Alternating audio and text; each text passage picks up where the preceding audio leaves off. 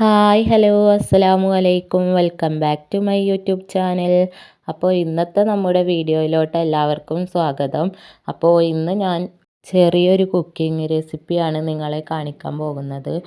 അപ്പോൾ നമ്മുടെ ചാനൽ എല്ലാവർക്കും ഇഷ്ടപ്പെടുകയാണെങ്കിൽ നിങ്ങൾ ലൈക്ക് ചെയ്യണം, ഷെയർ ചെയ്യണം, സബ്സ്ക്രൈബ് ചെയ്ത് തന്നെ സപ്പോർട്ട് ചെയ്യണം.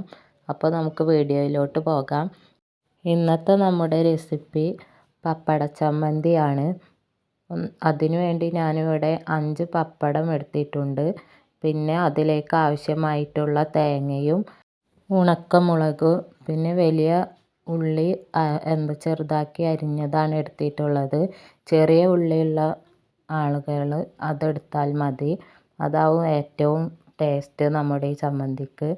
ഞാനിവിടെ ചെറിയ ഉള്ളി തീർന്നു പോയത് കൊണ്ടാണ് വലിയ ഉള്ളിയാണ് എടുത്തിട്ടുള്ളത്. വെളിച്ചെണ്ണയിലാണ് ഞാനിതൊക്കെ വറുത്തെടുക്കുന്നത്. ഇനി പപ്പടം വറുത്തെടുത്തതിന് ശേഷം നമുക്ക് ഇതിലോട്ട് ഉണക്കമുളക് ഇട്ട് കൊടുക്കാം. നമ്മുടെ എരിവിന് ആവശ്യത്തിനുള്ള ഉണക്കമുളക് നമുക്കിതിലേക്ക് ഇട്ട് കൊടുക്കാം. ഉണക്കമുളകും കൂടെ വറുത്തെടുത്തതിന് ശേഷം നമുക്കതിലോട്ട് വേപ്പിലയും അതിൻ്റെ കൂടെ നമ്മൾ അരിഞ്ഞ് വെച്ച ഉള്ളിയും ഇട്ട് കൊടുക്കാം. എന്നിട്ട് അതും കൂടെ നമുക്ക് ഈ എണ്ണയിലൊന്ന് ഫ്രൈ ചെയ്തെടുക്കണം. അതിൻ്റെ ശേഷമാണ് നമുക്ക് ഈ ചമ്മന്തി അരച്ചെടുക്കേണ്ടത്. കുട്ടികൾക്കൊക്കെ ഇഷ്ടപ്പെടുന്നൊരു ചമ്മന്തി റെസിപ്പിയാണിത്. ഞാനിവിടെ കുട്ടികൾ സ്കൂളിൽ പോകുമ്പോഴൊക്കെ കുട്ടികൾക്ക് പെട്ടെന്ന് തയ്യാറാക്കി കൊടുക്കാൻ പറ്റിയ ഒരു ചമ്മന്തി റെസിപ്പിയാണിത്. അപ്പോൾ അവർ ഇങ്ങനെ സ്കൂളിലേക്കൊക്കെ പോകുമ്പോൾ എന്തെങ്കിലുമൊക്കെ ആയിട്ട് കൂട്ടാനൊക്കെ കൊണ്ടുപോകണം. അപ്പോൾ ഞാൻ അങ്ങനെ പെട്ടെന്ന് എന്തെങ്കിലുമൊക്കെ ആയിട്ട് അവർക്ക് ഉണ്ടാക്കി കൊടുക്കാറുണ്ട്. ഇനി നമുക്ക് ഉള്ളിയും വേപ്പിലയും നന്നായി ഒന്ന് ഫ്രൈ ചെയ്തെടുക്കാം.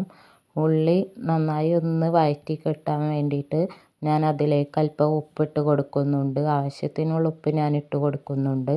ഇനി നന്നായി ഒന്ന് ഇത് ഇളക്കി കൊടുക്കാം. എന്നിട്ട് അധിക ടൈമൊന്നും വെക്കേണ്ട ആവശ്യമില്ല. ഉള്ളി ജസ്റ്റ് ഒന്ന് വഴന്ന് കിട്ടിയാൽ മതി. ശേഷം അത് നമ്മൾ ചൂടാറാൻ വെക്കുക. എന്നിട്ട് മിക്സിയുടെ ജാറിലേക്ക് ഇട്ട് കൊടുത്തിട്ട് നന്നായിട്ട് അരച്ച് കൊടുക്കണം. അതിലേക്ക് നമ്മുടെ ഉണക്കമുളകും അല്പം പുളിയും പിന്നെ നമ്മൾ വറുത്തെടുത്ത പപ്പടവുമാണ് ഇട്ട് കൊടുക്കുന്നത്. ഈ ചമ്മന്തി റെസിപ്പി നമുക്ക് പെട്ടെന്ന് തയ്യാറാക്കിയെടുക്കാൻ പറ്റിയൊരു ചമ്മന്തി റെസിപ്പിയാണ്. അപ്പോൾ പെട്ടെന്ന് കുട്ടികളൊക്കെ സ്കൂളിൽ പോകുന്ന ടൈമിലൊക്കെ നമ്മൾ എന്തുണ്ടാക്കുന്ന കൺഫ്യൂഷനായിട്ട് നിൽക്കുന്നൊരു സമയമുണ്ടാവും. ആ ടൈമിൽ നമുക്കിത് പെട്ടെന്ന് തന്നെ അവർക്ക് തയ്യാറാക്കി കൊടുക്കാൻ പറ്റിയൊരു ചമ്മന്തി റെസിപ്പിയാണ്. ഇനി ഇതെല്ലാം കൂടെ മിക്സിയുടെ ജാറിലേക്ക് ഇട്ട് നമുക്ക് നന്നായി ഒന്ന് പൊടിച്ചെടുക്കാം. അതിൻ്റെ ശേഷം നമുക്കതിലേക്ക് തേങ്ങ ആഡ് ചെയ്ത് കൊടുക്കാം. തേങ്ങ ആഡ് ചെയ്ത് കൊടുത്തതിന് ശേഷം നമുക്ക് അതിലേക്കൊരു അല്പം വെള്ളം ഒഴിച്ച് കൊടുക്കാം. നമുക്ക് ഈ ചമ്മന്തി ഉണ്ടാക്കാനായിട്ട് കൂടുതൽ തേങ്ങയൊന്നും വേണ്ട. നമ്മുടെ കയ്യിനൊരു പിടി തേങ്ങ മാത്രം മതി. ഇനി ആവശ്യത്തിനുള്ള അല്പം ഉപ്പും കൂടെ ഇട്ട് കൊടുത്തിട്ട് നമുക്ക് നന്നായി അടിച്ചെടുക്കാം. അപ്പോൾ നമ്മുടെ ചമ്മന്തി റെസിപ്പി റെഡി ആയിട്ടുണ്ട്. അപ്പോൾ എല്ലാവരും നമ്മുടെ ചാനൽ സബ്സ്ക്രൈബ് ചെയ്ത് തന്നെ സപ്പോർട്ട് ചെയ്യണം. അടുത്തൊരു വീഡിയോസുമായി അടുത്തൊരു ദിവസം വീണ്ടും വരുന്നതായിരിക്കും. അതുവരേക്കും bye. Thank you for watching my video.